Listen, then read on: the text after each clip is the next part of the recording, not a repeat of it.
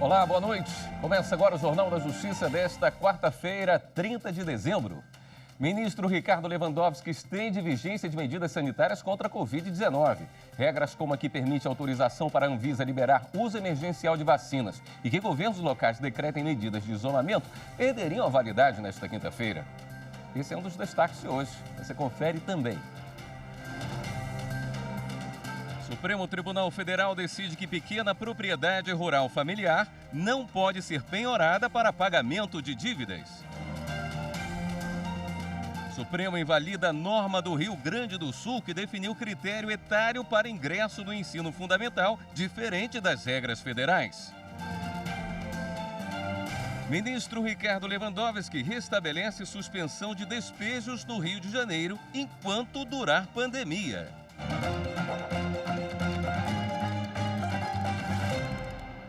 O ministro Ricardo Lewandowski, do Supremo Tribunal Federal, estendeu a vigência de dispositivos de lei que estabelecem medidas sanitárias para combater a pandemia da Covid-19. Entre elas está a autorização para que a Anvisa libere o uso emergencial de vacinas aprovadas no exterior. Repórter Viviane Novaes, ao vivo, tem os detalhes para a gente. Olá, Vivi, boa noite. Olá, William, boa noite a você e boa noite a todos. Olha, o ministro Ricardo Lewandowski manteve a validade de trechos da lei que estabeleceu aquelas medidas para o combate ao coronavírus e foi a pedido do partido Rede Sustentabilidade.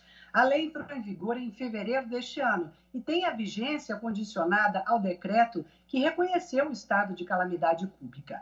Como esse decreto vale até amanhã, dia 31, a lei também perderia a eficácia. Entre as medidas está a autorização para que os governos locais mantenham o isolamento e o uso de máscaras. O ministro Ricardo Lewandowski também manteve a autorização para que a Anvisa libere o uso emergencial de vacinas aprovadas no exterior em até 72 horas depois do pedido. Vale lembrar, William, que a decisão é liminar, ou seja, provisória, e terá que ser submetida aos demais ministros no plenário da Corte. Voltamos ao estúdio. William. Obrigado pelas informações, Viviane. O ministro Ricardo Lewandowski também restabeleceu a suspensão de despejos e reintegrações de posse no estado do Rio de Janeiro enquanto durar a pandemia da Covid-19. O ministro atendeu a um pedido da Defensoria Pública do Rio para derrubar liminar da Justiça Estadual e restabelecer a vigência de lei aprovada pela Assembleia do Estado. Para Lewandowski, o Rio de Janeiro tem autonomia para adotar medidas contra a propagação do novo coronavírus, de modo que a LERJ atuou no exercício da chamada competência concorrente para legislar sobre saúde pública. A decisão deve passar por referendo do plenário do Supremo.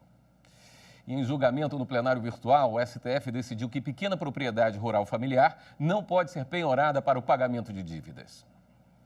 Uma empresa de insumos agrícolas entrou com um recurso no Supremo contra uma decisão do Tribunal de Justiça do Paraná. O tribunal considerou impenhorável uma pequena propriedade rural que foi dada como garantia para o pagamento de dívida.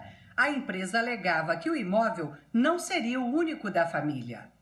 A maioria dos ministros do STF seguiu o entendimento do Tribunal de Justiça do Paraná e decidiu que a propriedade não pode ser penhorada, segundo diz o artigo 5º da Constituição. O caso é de repercussão geral, ou seja, a decisão vale para todos os processos semelhantes no judiciário. Assim, a Suprema Corte definiu a seguinte tese: é impenhorável a pequena propriedade rural familiar constituída de mais de um terreno, desde que contínuos e com área total inferior a 4 módulos fiscais do município de localização. Módulo fiscal é uma medida fixada pelo INCRA que varia de 5 a 110 hectares, dependendo da região do país. Também em julgamento no plenário virtual, o Supremo declarou inconstitucionalidade de dispositivos de lei do Rio Grande do Sul que estabelecem critérios de idade para ingresso no ensino fundamental diferente das regras federais. De acordo com regulamentação nacional, o aluno precisa ter completado 6 anos até 31 de março do ano da matrícula. A lei estadual permitia, em alguns casos, matricular crianças que completassem 6 anos até o final de dezembro. A norma já estava suspensa por liminar deferida pelo relator, ministro Luiz Roberto Barroso.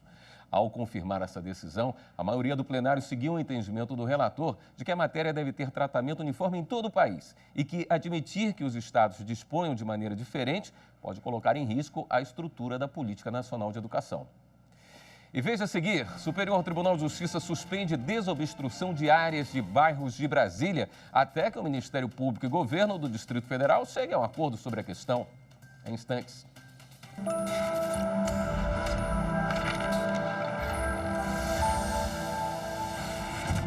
A Constituição da República é a nossa Carta Magna. É a lei mais importante do sistema jurídico. É um instrumento fundante do Estado democrático de direito. É ela que traz os princípios fundamentais da República, os objetivos a serem concretizados pelo Estado e, em especial, os direitos e garantias fundamentais.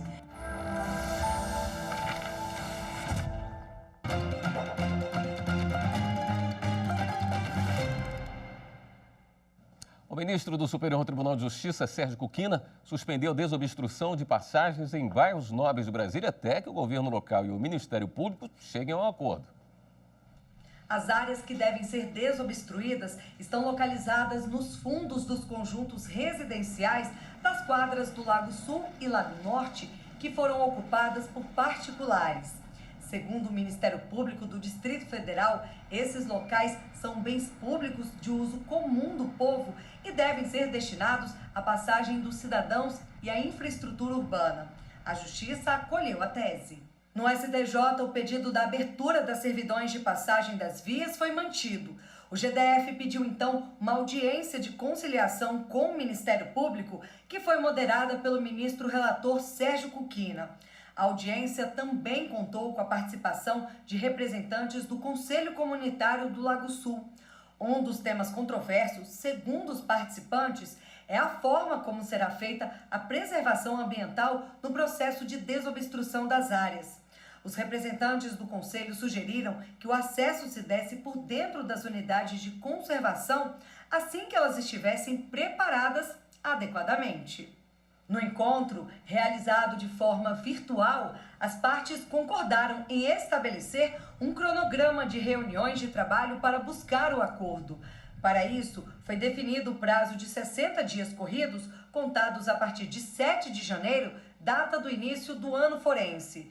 O ministro Sérgio Cuquina determinou que até a próxima reunião de conciliação, que vai ser realizada após o prazo de 60 dias, está suspensa a abertura das servidões de passagem. Ainda sobre decisões do STJ, a terceira sessão do tribunal suspendeu multa contra a empresa que alegava impossibilidade de interceptar mensagens criptografadas. A terceira sessão do STJ considerou ilegal a aplicação de multa contra a empresa proprietária de aplicativo de troca de mensagens que deixou de cumprir determinação judicial para interceptar mensagens trocadas por pessoas suspeitas de atividades criminosas.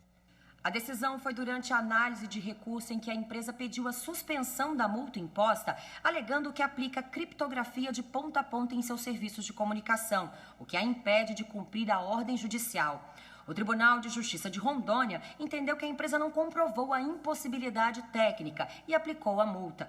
Em sua defesa, no recurso ao STJ, a empresa afirmou não haver nada no processo que demonstre sua capacidade técnica de interceptar conversas protegidas por criptografia, recurso autorizado e incentivado pela legislação brasileira. No voto, o ministro Ribeiro Dantas afirmou ser juridicamente possível a imposição da multa, mesmo diante da impossibilidade de quebra do sigilo em razão da criptografia, porque o defeito no serviço decorre da exploração da atividade lucrativa desenvolvida normalmente pela empresa. Para o ministro, afastar a responsabilidade da empresa em tal situação poderia incentivar os crimes praticados com o uso dessa tecnologia. No entanto, Ribeiro Dantas destacou que está em andamento no Supremo Tribunal Federal o julgamento que discute a constitucionalidade da criptografia e que, de acordo com os votos proferidos até o momento, o entendimento é de que, ao assegurar a privacidade da comunicação por meio da criptografia, o aplicativo está protegendo a liberdade de expressão, direito fundamental reconhecido expressamente na Constituição Federal. Assim, o ministro votou por afastar a multa imposta à empresa proprietária do aplicativo e foi acompanhado pela maioria da terceira sessão. O Tribunal Regional Federal da Primeira Região, com sede em Brasília, considerou que a aplicação de multa de trânsito deve observar a dupla notificação do infrator. No caso, o motociclista pediu na Justiça Federal para anular os 2 autos de infração feitos pela Polícia Rodoviária Federal por vício nos procedimentos. A 5ª turma considerou que, de fato, o Código Brasileiro de Trânsito exige a dupla notificação, uma da autuação e outra da penalidade, para garantir o direito ao contraditório e à ampla defesa. Mas em situação de abordagem por agente, o condutor já é notificado pessoalmente, dispensando o envio do documento. No entanto, a relatora desembargadora federal Daniele Maranhão ressaltou que a União não comprovou a expedição da notificação de penalidade. Portanto, houve vício nos procedimentos. A turma deixou claro que a decisão não anula todo o processo administrativo, apenas os atos realizados a partir do momento em que houve impedimento ao direito de defesa.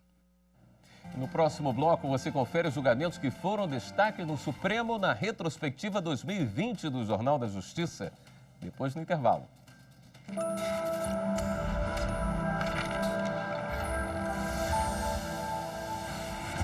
A Constituição de 1988 merece destaque principalmente por ter trazido grandes inovações e garantias aos cidadãos. Um dos principais pontos da Constituição Federal é justamente o acesso à educação como garantia do Estado aos seus cidadãos.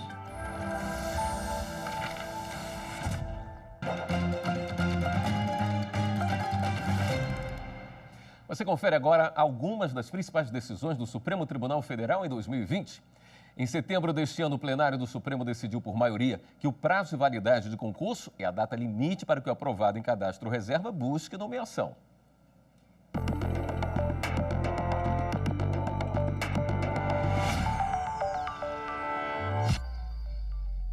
O recurso extraordinário foi apresentado pelo Estado do Rio Grande do Sul contra a decisão do Tribunal de Justiça Gaúcho, que entendeu ser possível, mesmo esgotado o prazo de validade de concurso, propor ação objetivando o reconhecimento do direito à nomeação. A matéria envolve o artigo 37 da Constituição Federal, que prevê o prazo de validade do concurso público de até 2 anos, prorrogável uma vez por igual período. Uma candidata entrou com ação na Justiça alegando que foi classificada no cadastro reserva e, por isso, teria direito de ser nomeada.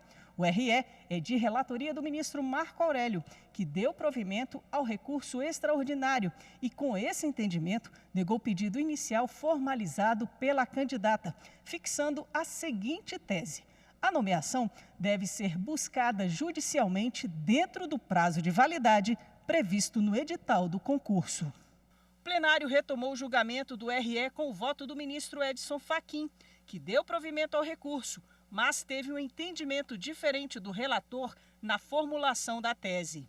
A alegação, continuo, de preterição pode ser deduzida em juízo, no meu modo de ver, antes ou após o término do prazo de validade do concurso, desde que respeitado o prazo prescricional previsto no artigo 1º do Decreto 20.910 de 1932. Já os ministros Luiz Roberto Barroso e Dias Toffoli seguiram o entendimento do ministro Alexandre de Moraes, que acompanhou com ressalvas o voto do relator, reformando a decisão do Tribunal de Justiça Gaúcho, julgando improcedente o pedido inicial da candidata. Ele propôs uma tese diferente do relator. Nós estamos aqui discutindo, como todos sabem, o candidato que tenha sido aprovado fora do número de vagas. Nós estamos falando aqui de cadastro de reserva e em que situação ele teria direito à nomeação. Portanto, expirada a validade do concurso, ele não tem mais esse direito. O presidente Luiz Fux e a ministra Rosa Weber seguiram o voto do relator. O ministro Ricardo Lewandowski seguiu o entendimento do voto do ministro Edson Fachin. Penso, com o devido respeito, que não podemos colocar as conveniências da administração pública acima do direito fundamental de acesso ao Poder Judiciário. Por unanimidade, os ministros deram provimento ao recurso. Também por maioria, o plenário do Supremo decidiu que é constitucional a contribuição social destinada ao SEBRAE, à Apex, a Agência Brasileira de Promoção de Exportações e Investimentos, e à BDI, a Agência Brasileira de Desenvolvimento Industrial. Essas contribuições incidem sobre a folha de salário de empresas contribuintes.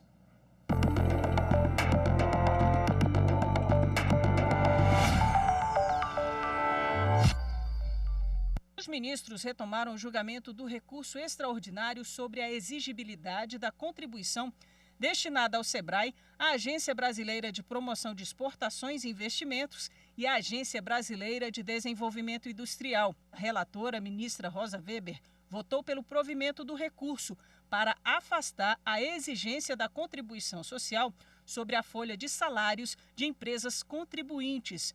Essa contribuição já existia desde 1990, mas a exigência dela passou a ser questionada porque folha de salário não consta como base de cálculo na redação dada à Constituição após a promulgação da Emenda Constitucional 33 de 2001.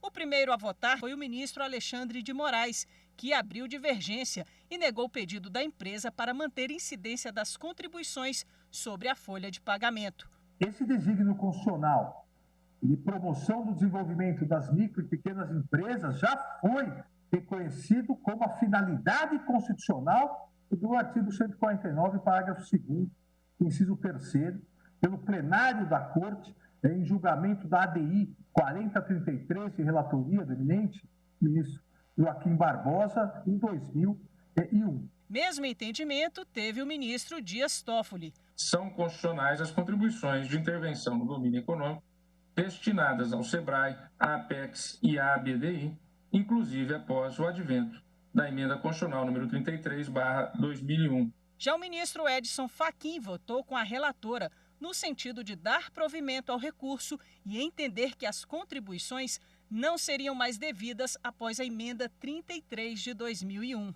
Firmei convicção racional e sistemática no sentido da ocorrência de inconstitucionalidade superveniente da legislação ordinária e elegeu a folha de salário das empresas como base de cálculo da CID e SEBRAE, com consequência, portanto, de acompanhar a proposta de Sua Excelência, eminente ministra relatora, pelo provimento do recurso extraordinário. O ministro Luiz Roberto Barroso votou com a divergência no sentido da constitucionalidade das contribuições destinadas às entidades. A referida emenda, a meu ver, comporta a interpretação de que trouxe um rol exemplificativo de materialidades econômicas para a incidência das contribuições sociais e das contribuições sobre o domínio econômico. A ministra Carmen Lúcia seguiu a divergência. Eu estou votando no sentido de negar provimento ao recurso com todas as vênias do brilhantíssimo voto da ministra relatora e dos argumentos agora trazidos pelo ministro Edson Fachin no seu não menos brilhante voto. Já o ministro Ricardo Lewandowski seguiu o entendimento da relatora. A interpretação trazida pela eminente ministra Rosa Weber é adequada, é razoável e encontra, sim, data vênia, amparo nos precedentes que foram, enfim, discutidos e julgados e definidos por esta Suprema Corte. Também seguiu a divergência o ministro Gilmar Mendes, votando pela constitucionalidade da contribuição social destinada ao SEBRAE, Apex e à BDI. Esses serviços que deixam de ser prestados porque não terão mais subsídios, fontes de custeios, certamente ficarão a cargo da administração direta, que terá que buscar, portanto, outra forma de financiamento. O ministro Marco Aurélio também seguiu o entendimento da relatora. Aqui há uma disciplina quanto a essa contribuição específica e uma disciplina limitadora considerada a atuação do legislador ordinário. O presidente Luiz Fux votou com a divergência e, por maioria, o plenário negou provimento ao recurso que foi interposto pela Fiação São Bento contra a decisão do TRF da 4ª Região. O resultado deste julgamento gera impacto a 1.210 processos semelhantes em instâncias inferiores e que aguardam a deliberação do STF. O plenário do STF também referendou a ordem do ministro Edson Fachin para retirar o contingente da Força Nacional de Segurança em 2 municípios da Bahia. O emprego das equipes de segurança tinha sido autorizado com base numa portaria do Ministério da Justiça, mas sem o pedido do governador do estado.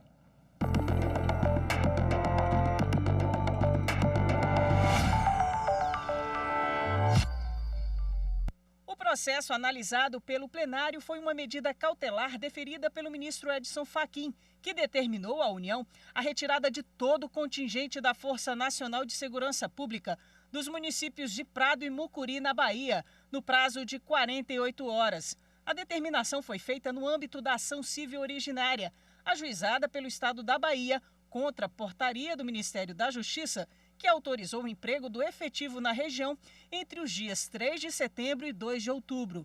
A iniciativa se deu em apoio ao Ministério da Agricultura para o cumprimento de mandado de reintegração de posse de 2 assentamentos do INCRA. Houve sustentação oral. O primeiro a se manifestar foi o advogado-geral da União. Não reconhecer à União a possibilidade de defender o próprio patrimônio seria afirmar que a União não poderia funcionar se não amparada nas muletas que lhe fornecesse outro ente, o que contraria a lógica das instituições. O vice-procurador-geral da República defendeu a autonomia dos entes federados. E interessa ao Ministério Público, neste caso, para o seu deslinde, a observação de que, malgrado haja uma engenharia constitucional, uma alução de uma força condominial, essa força condominial, quando age numa unidade, tem que respeitar as autonomias dessa unidade nos termos da Constituição, restritiva com relação à intervenção. O ministro Edson Fachin, relator da ação civil originária, propôs o referendo da cautelar deferida por ele, no sentido de determinar que a Força Nacional se retire dos municípios de Prado e Mucuri, na Bahia. A Força Nacional é uma força de cooperação. A Força Nacional não é exclusivamente da União, ela é da Federação.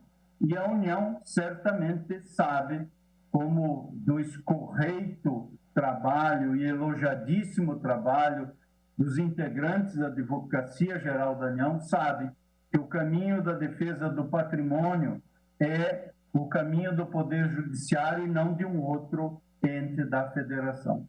O ministro Luiz Roberto Barroso abriu divergência no sentido de que a União pode invocar a Força Nacional sem a permissão do governador para proteger bens federais. É preciso que haja uma alternativa mais ágil para que a União Federal possa cumprir muitas vezes a sua missão, inclusive na repressão a determinados crimes, que não pode depender do governador do Estado. O governador do Estado pode ser de oposição, pode não querer cooperar e não será surpresa para ninguém descobrir que em algumas partes do Brasil a polícia é parte do problema e não da solução. O plenário, por maioria, decidiu referendar medida cautelar deferida pelo ministro Edson Fachin, que determinou à União a retirada de todo o contingente da Força Nacional de Segurança Pública dos municípios de Prado e Mucuri, na Bahia, vencido o ministro Luiz Roberto Barroso. Ainda em setembro, o plenário da Suprema Corte decidiu que a União não tem exclusividade na exploração de loterias e que os estados têm direito a atuar nesse ramo. Veja na reportagem.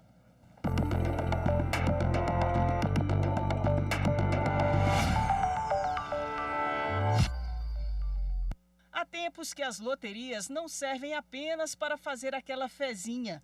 Também é possível pagar faturas, carnês e até sacar dinheiro. Um decreto-lei de 1967 prevê a exploração de loterias como serviço público exclusivo da União e impede a criação de loterias estaduais. Além disso, proíbe as loterias estaduais já existentes de aumentar as emissões de bilhetes e séries de apostas em vigor. 3 ações sobre o tema estão em análise no STF. Em 2 delas, o governo do Rio de Janeiro e a Associação Brasileira de Loterias Estaduais alegam que o monopólio do governo federal compromete a receita dos estados e fere a igualdade entre os entes federativos. A terceira ação questiona normas do estado do Mato Grosso, que autorizam o governo a criar e administrar casas lotéricas. Gilmar Mendes destacou que a Constituição não estabelece a exclusividade de exploração sobre loterias por parte da União.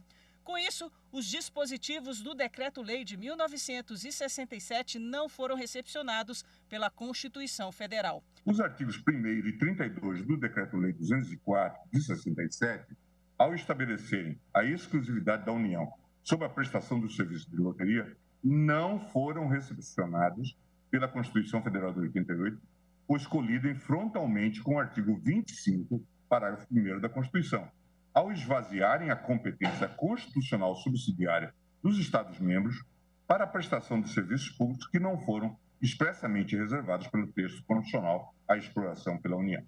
O plenário, por unanimidade, seguiu o entendimento do relator. A Corte, coesa, por unanimidade, julgou procedentes as ADPFs 492 e 493. É improcedente a ADI 4986, tudo nos termos do voto do relator. Com esse entendimento, o plenário decidiu que a União não tem exclusividade na exploração de loterias e que os estados têm direito a atuar neste ramo. Esta edição do Jornal da Justiça fica por aqui. Para você, uma boa noite. Até amanhã.